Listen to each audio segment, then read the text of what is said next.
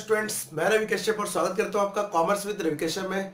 Students, 2-3 दिन से आपके लिए कोई वीडियो नहीं है जस्ट बिकॉज ऑफ थोड़ी तबीयत खराब चल रही है, जुकाम भी हो गया और दिल्ली में तो आपको पता ही है हाल क्या कितना बुरा हो रखा है। चलिए कोई नहीं, थोड़ा आवाज़ को एडजस्ट करिएगा, थोड़ा जुकाम हो रहा है, गला बैठा हुआ है, बट कोई नहीं, आपके लिए ट्राई करूंगा कि वीडियो में बना पाऊँ आज। ठीक है, तो लास्ट क्लास में हमने जो डिस्कस किया था 11th के अकाउंट का, वो डिस्कस किया था dishonour of bill of exchange का। तो डिसऑनर ऑफ बिल का मतलब मैंने आपको वहां पे बताया था कि जब क्या होता है, ड्रॉई पेमेंट नहीं कर पाता है, ड्रॉई पेमेंट नहीं कर पाता है तो हम उसे बोलते हैं डिसऑनर ऑफ बिल। तो अब क्या होता है, हमें पता है कि ड्रॉयर के केस में 4 केस होते हैं। 4 केस कौन से होते हैं? या तो बिल वो खुद रखता है अपने पास। आपको एग्जांपल के थ्रू समझाऊं तो मान लेते हैं कि 1 जैन को जो ट्रांजैक्शन हुई थी ए और बी के बीच में, 1 जैन 2017 ले लेते हैं, ठीक है, और बिल का जो टाइम था वो था 3 मंथ का। इसके हिसाब से मैच्योरिटी डेट बनी 4 अप्रैल। अब देखिए क्या होता है, एक केस होता है कि 1 जनवरी से लेके 4 अप्रैल तक अगर ड्रॉयर बिल अपने पास रखता है, ड्रॉयर बिल अपने पास रखता है, तो इसे बोलते हैं बिल रिटेन का केस। रिटेन का मतलब होता है बनाए रखना। दूसरा केस होता है अगर ड्रॉयर को वक्त से पहले पैसे चाहिए तो बिल को बैंक को दे देता है, बैंक उसमें से कुछ चार्ज काट लेता है, ठीक है, और बाद में जब टाइम पीरियड हो जाता है 4 अप्रैल तो बैंक जाके ड्रॉई से पैसे लेके आता है। ये केस था कौन सा? डिस्काउंट का। तो रिटेन वाले में कौन है? ओनली ए और बी है, ठीक है। यहां पर ए बी आते हैं, ठीक है, साथ में ए बिल किसको देता है? बैंक को, बैंक इसको देता है जाके बिल इससे, और इसको पेमेंट ले लेता है, क्लियर है, और इसको पेमेंट कौन करता है? बैंक करता है। यहां पर और इसको बिल देता था ये। एंडोर्समेंट का केस थर्ड है। एंडोर्समेंट का मतलब होता है कि हमें, ठीक है, बी से पैसे लेने, मतलब ड्रॉई से पैसे लेने, लेकिन ऐसा भी होता है कि हमें भी किसी को देने होते हैं, तो हमें जिसको पैसे पे करने हैं वो हमारा होता है क्रेडिटर। तो हम जब क्रेडिटर हमारे पास पैसे लेने आता है तो उसे पैसे ना देके क्या देते हैं? बिल देते हैं, बी आर। हम उससे कहते हैं ये बी आर ले जाओ और एक बी नाम के व्यक्ति है उससे ले लो जाके, उसके मेरे पैसे बाकी बनते हैं। तो इसे बोलते हैं ट्रांसफर करना, एंडोर्समेंट करना, ठीक है।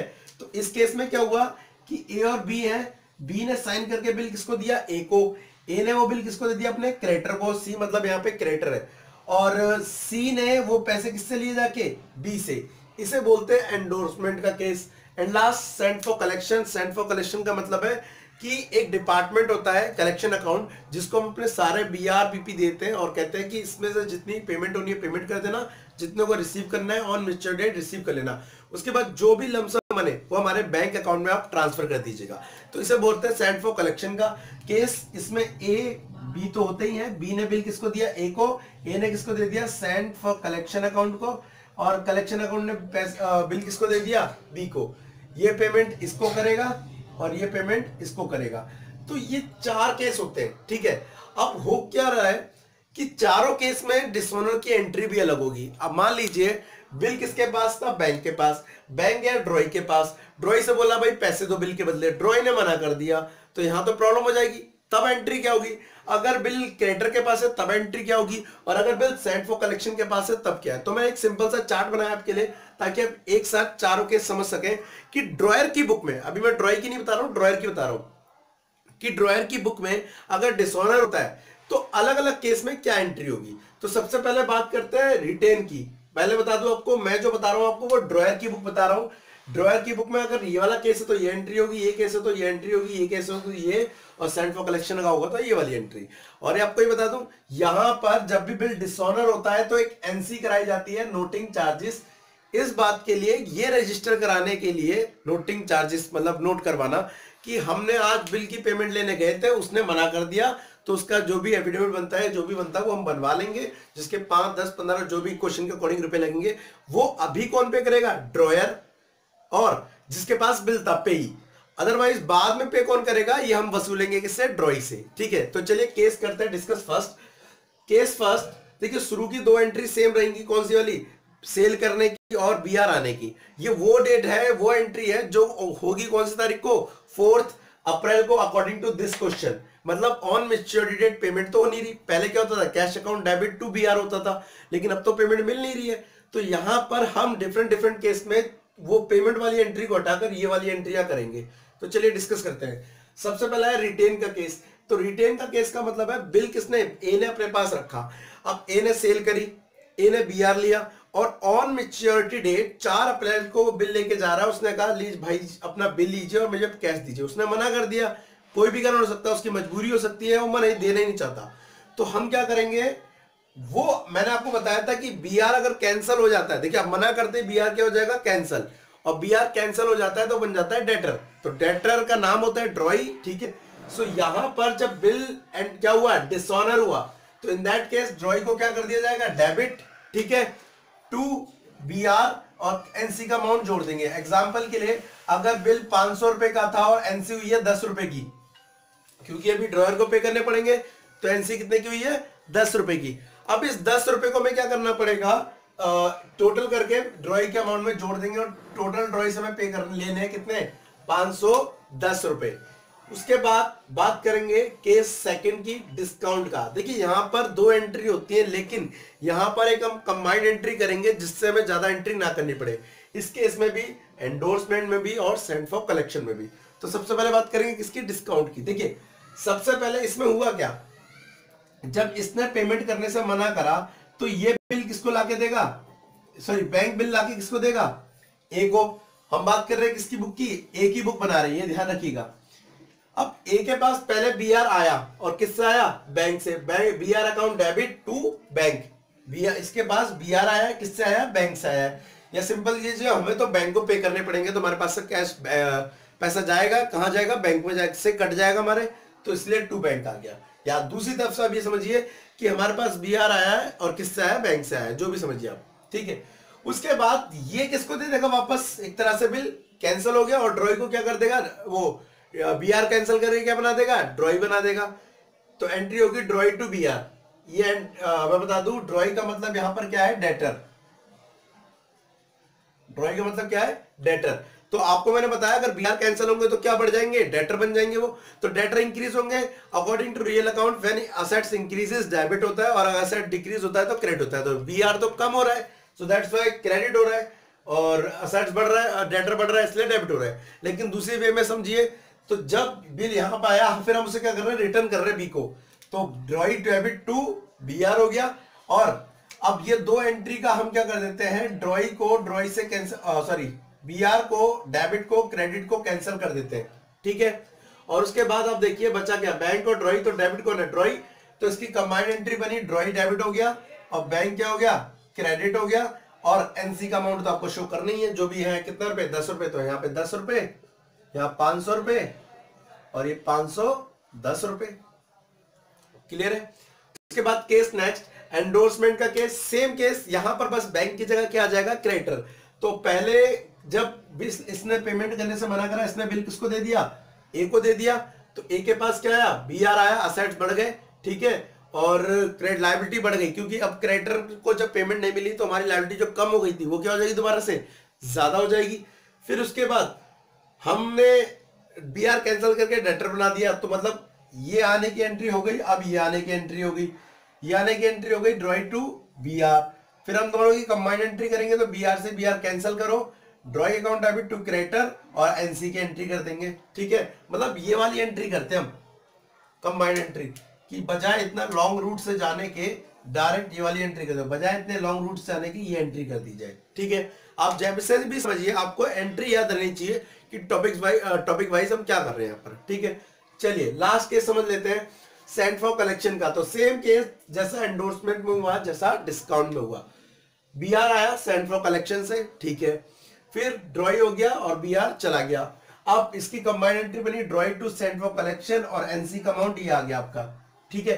तो ये 4 केसेस में डिसऑनर की एंट्री ये होगी, इससे अलग कोई भी एक्स्ट्रा एंट्री नहीं होगी।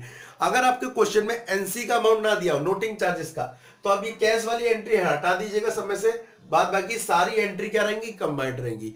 तो आपके स्कूल पे डिपेंड करता है कि वो कंबाइंड एंट्री करा रहा है या अलग अलग एंट्री करा रहा है। अगर सेपरेट एंट्री कराता है तो सेपरेट कीजिए, और अगर कंबाइंड कराता है तो कंबाइंड कीजिए। अब बात करते हैं, चलिए किसकी बुक, ड्रॉई की बुक में। तो देखिए यहां पर जो एंट्री हो रही है ना, वो तीनों केसों में अलग अलग एंट्री हो रही है, मतलब सॉरी 4 केसों में। लेकिन अगर मैं ड्रॉई की बुक की बात करूं तो वहां पर ड्रॉई एक सिंगल एंट्री पास करेगा। सिंगल एंट्री क्या होगा, मैं ऊपर ही लिख देता हूं, आपको केस याद होना चाहिए, retain, discount, endorsement and send for collection. अगर मैं ड्रॉई की बुक की बात करूं तो वो भाई सिंपल एंट्री करेगा, उसके पास क्या आ जाएगा, उसका बीपी आ जाएगा, बीपी अकाउंट डेबिट, ठीक है, टू ड्रॉयर को वो क्रेडिट कर देगा। ध्यान रखिएगा ये बीपी और ये है क्रेडिटर, अगर मैं सिंपल भाषा में भी बोलूं तो देखिए सेम लाइक जैसे डेटर और बीआर का केस होता है वैसे ही होता है बीपी और क्रेडिटर का। अगर क्रेडिटर के रिटर्न में दे दिया जाए तो बीपी बन जाते हैं, और बीपी कैंसिल हो जाए तो क्या बन जाएगा दोबारा क्रेडिटर। तो देखिए क्रेडिटर है बढ़ रहे हैं, ड्रॉय क्रेडिटर है किसके लिए, ड्रॉय के लिए, तो क्रेडिट हो गया और बीपी कम हो रहा है इसलिए क्या हो रहा है, डेबिट हो रहा है। या आप ये समझिए कि ड्रॉय के पास बीपी आ रहा है, ठीक है, और क्या बढ़ गया, ड्रॉयर और अमाउंट से बढ़ गया। प्लस यहां पर मैंने बिना विदाउट नोटिंग चार्जेस का करा है। अगर नोटिंग चार्जेस है तो बीपी के साथ एनसी को भी आप डेबिट करेंगे 500 रुपए, 10 रुपए, टू यहां पे आप क्या कर देंगे, ड्रॉयर को डेबिट कर देंगे। ड्रॉयर कौन था हमारा, क्रेडिटर था। क्रेडिटर किसके लिए, ड्रॉई के लिए क्रेडिटर, ठीक है, जिसको पेमेंट करनी है। तो ये हो गया आपका 510 रुपए। आपको बता दूं ये एंट्री चारों केस में होगी, मतलब ड्रॉई की बुक में ज्यादा मेहनत नहीं करनी पड़ती, ड्रॉई की बुक में सिंपल बनाना पड़ता है, ठीक है। मेहनत जो करनी पड़ती है वो किसकी बुक में करनी पड़ती है, ड्रॉयर की बुक में, क्योंकि उसमें केस अलग अलग होते हैं। आने वाले टाइम पे क्वेश्चन आएगा आपके पास जिसमें 3 बिल बनेंगे, एक सेंड फॉर कलेक्शन को चला जाएगा, एक डिस्काउंट के लिए चला जाएगा, एंडोर्समेंट के लिए चला जाएगा, और चारों की एंट्री आपको करनी पड़ेगी। तो चलिए सोचता हूं एक छोटा सा क्वेश्चन करके दिखा दूं आपको मैं, ठीक है। ओके, इसको मिटाता हूं और एक क्वेश्चन का आइडिया करके देता हूं कि कैसे होगा। ओके, तो मैं एंडोर्समेंट का समझाता हूं आपको। मान लेते हैं वो जो हमने डेट डाली थी 1 जैन 2017 वही डेट है, और 500 का बिल है, ठीक है, कितने मंथ के लिए, 3 मंथ के लिए। ओके, और पार्टी हमारी जो यहाँ पे है वो ए और बी है, एंड बी है, ए हमारा ड्रॉयर है, बी हमारा ड्रॉई है सॉरी। अब हम बात करेंगे ए की बुक और बी की बुक, और ये मान के चलते हैं कि ऑन मैच्योरिटी डेट बिल क्या हो गया है, डिसऑनर। तो पहला ए ने क्या करा था, सेल किया था, किसको किया था, बी टू सेल, अमाउंट कितना था 500, और इसने पहले चलिए इसकी कंप्लीट कर लेते हैं, बी टू सेल। फाइनली उसके बाद फिर बी आर आया था, ठीक है, तो बी आर अकाउंट डेबिट, और बी आर आया किससे था, हमारे ड्रॉई से, ड्रॉई का नाम क्या है हमारे बी, ये एंट्री हो गई। अब ये दोनों ही एंट्री हुई है 1 जैन को, लेकिन 4 अप्रैल की मैं बात करूं तो 4 अप्रैल को यहां पर वो डेट है जिस दिन पेमेंट होनी थी, लेकिन किसी कारणवश क्या हो गया, फेल्ड हो गया, और फेल्ड हो गया है तो पेमेंट नहीं होगी, पेमेंट नहीं होगी तो डिसऑनर होगा। आपको बता दूं इसके बाद एक और एंट्री करते हैं। मान लेते हैं इस बिल को हमने किसको दे दिया, क्रेडिटर को, तो क्रेडिटर टू बीपी, ये सॉरी बी आर, ये एंट्री हो गई। अब 1 2 3 एंट्री हो गई। अब क्रेडिटर जिस दिन पेमेंट लेने गया क्रेडिटर को मना कर दिया गया, क्रेडिटर ने बिल वापस यहाँ कर दिया के, फिर हमने बिल दिया किसको, ड्रॉई को, तो उसकी कंबाइन एंट्री मैंने आपको बताई है, कंबाइन एंट्री करते हैं हम डायरेक्ट। तो हम किसको डेबिट करेंगे, ड्रॉई को डेबिट करेंगे, ठीक है, 2 क्रेडिटर कर देंगे यहां पर, और 2 यहां पर क्या डाल देंगे, कैश एनसी। एनसी मान लेते हैं हम क्वेश्चन में कितना है, 10 रुपए, तो 500 प्लस 10 ये हो गया हमारा 510 रुपए यहां पर, ठीक है। ये आ गया हमारा ए की बुक। अगर मैं ड्रॉई की बुक की बात करूं तो यहां पर क्या हो गया, A to purchase, sorry purchase to A, उसके बाद नेक्स्ट बीपी देने की एंट्री, तो बीपी टू यहां पर क्या हो गया हमारा, sorry A to B R हो गया, बिल दे दिया हमने। उसके बाद इसकी एंट्री वो करता नहीं है, सीधी पेमेंट की एंट्री करता है, पेमेंट के दिन क्या हो गया, बिल डिसऑनर हो गया, और डिसऑनर की मैंने सिंगल एंट्री बताई थी आपको कि वो एंट्री करेगा बीपी अकाउंट डेबिट 500 का। अगर एनसी है तो लिखिए, नहीं है तो छोड़ दीजिए। एनसी 10 रुपए, टू ड्रॉयर कौन है हमारा, ड्रॉयर है हमारा ए, तो उसके में डाल देंगे 510 रुपए। तो फाइनली ये कुछ जनरल एंट्री है, और इसकी डेट होगी 4 अप्रैल को, ठीक है। तो ये केस था डिसऑनर का इन केस ऑफ एंडोर्समेंट। तो आज की वीडियो के लिए यही है, ठीक है। नेक्स्ट पार्ट में हम डिस्कस करेंगे इसका फर्दर क्वेश्चन या पार्ट, मे बी शायद रिन्यूअल ऑफ बिल हो सकता है। आप मुझे कमेंट बॉक्स में करके बताइए कि आपको इसमें कौन सी चीज समझ आई और कौन सी नहीं आई है, ठीक है, ताकि मैं अगली वीडियो उसी के हिसाब से बनाऊं, ठीक है। तो आज के लिए thank you, tata and bye bye.